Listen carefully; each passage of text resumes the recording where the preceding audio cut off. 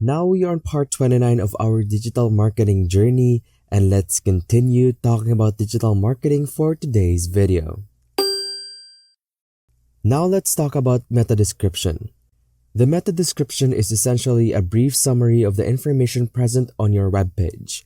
If the title tag serves as a title of your web page, the meta description provides a description of its content. Essentially, it conveys what the page is all about. When your web page appears in search results, the meta description follows the title tag and the URL. Returning to our Google search results for Italian restaurants in Florida, we can observe that Maggiano's Little Italy is one of the featured restaurants. Beneath the title tag, we can view the associated URL, followed by the meta description. Unlike the title tag, the meta description provides more leeway in terms of character count.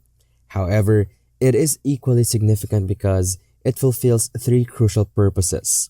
Firstly, it appears in search engine results. Secondly, it communicates the essence of the web page content. Thirdly, it offers the opportunity to optimize the meta description for better results. The relevance of the meta description increases as it pertains to the specific search query that a user enters into the search engine.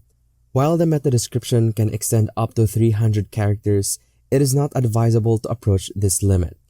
This is because, like the title tag, search engines such as Google may truncate the meta description, rendering the latter part invisible to the user. If we examine our search results, exceeding the character limits for the meta description will result in search engines truncating the text and replacing the remainder with ellipses. It is therefore advisable to stay within the limits. My recommendation would be to keep the meta description between 165 to 200 characters. This is because we want to not only describe the web page content but also optimize the meta description for relevance to the user's search query. Therefore, it is essential to keep the description brief and to the point. Looking at our example of Maggiano's Little Italy for Italian restaurants in Florida, we can observe that they have crafted a well-written meta description. It succinctly informs the user that they can book a reservation at Maggiano's in Florida and enjoy delectable cuisine, view maps, menus, and more. Furthermore, it includes their desired keyword query for being found in search results.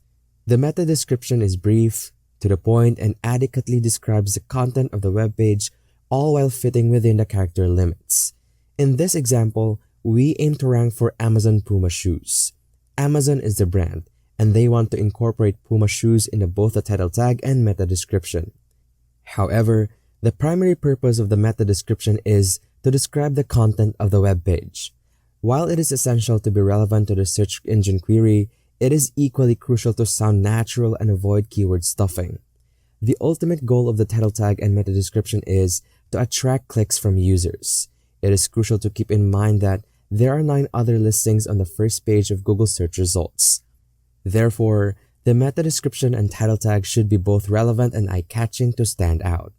While the meta description should accurately describe the content of the web page, it is equally important to make it unique and distinctive to grab the user's attention. After completing the title tag and meta description, the next step is to shift focus towards optimizing the header tags.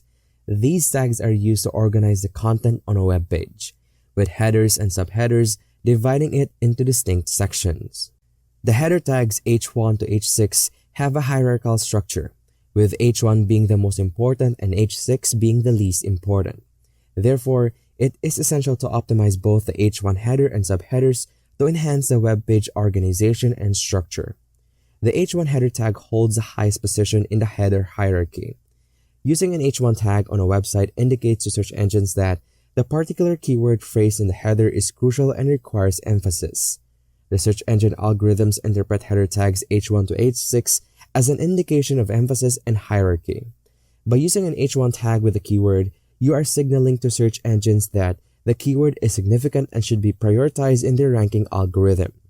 Including your keyword in the header tag signals to the search engine that the keyword is highly relevant to the search query. In addition to emphasizing the keyword, headers also break up the page and make it more readable for users. You can also use subheaders, which are lower level header tags such as H2, H3, and etc. to further structure your content. For instance, If you have an H1 header, you could use H2 and H3 subheaders to divide your content into smaller, more readable sections.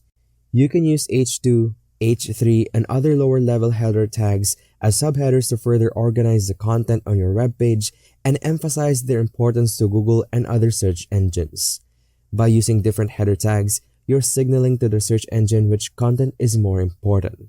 Looking at the example we've been using for Italian restaurants in Florida, if we click on Maggiano's, we can see that they have utilized header tags on their web page. If we click on Maggiano's link, we can see that they're utilizing headers to break up their content.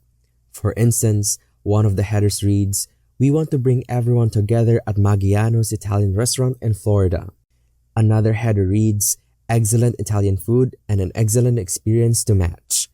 Although they are not using subheaders, the headers serve to emphasize the content and the keywords that they want Google to recognize. Headers not only organize content but also help to emphasize the importance of the keywords to the search engine. If we are unsure whether something on a web page is a header, we can easily check by mousing it over and right-clicking. This brings up a menu where we can select Inspect Element. Doing so shows us the HTML code for that element. For example, if we right-click on something and select Inspect Element, we can see that it is an H2 tag. Similarly, if we scroll down and mouse over another item, we can see that it is also an H2 tag. This page is using H2 tags instead of H1, but still it's relevant and conveys emphasis to the search engines. The use of headers should be appropriate, with H1 providing the most emphasis, H2 less emphasis, and H3 even less. The header should not only be used for styling and breaking up the text, but also for emphasizing keywords to the search engines. It is important to use headers appropriately for optimal search engine optimization. Headers are a critical aspect of on-page SEO. And now, let's focus on the structure of URLs. A URL is a unique web address of a web page on the internet. When our web page appears in the search engine results, the URL appears alongside the title tag and meta description. For example, if we look at the search results for Italian restaurants in Florida, we can see that the URL for Maggiano's Italian restaurant in Florida is locations.maggianos.com/Florida. When we click on a link, it takes us to a specific location on the internet, which is identified by a URL. The URL structure is important for on-page SEO because it not only helps users understand where they are going, but it also provides an opportunity to optimize the URL for search engines. This means that we can make the URL more relevant to the search query, just like we can optimize the title tag, meta description, and headers. Therefore, manipulating the URL can also be useful for SEO technique. When we examine a URL, we can identify two primary components, the protocol and the domain. The protocol of a URL refers to the secure or non-secure nature of the website. In the given example, the protocol used is HTTPS, which signifies a secure website. Search engines generally prefer websites that are secure, so it is beneficial to use HTTPS for your website.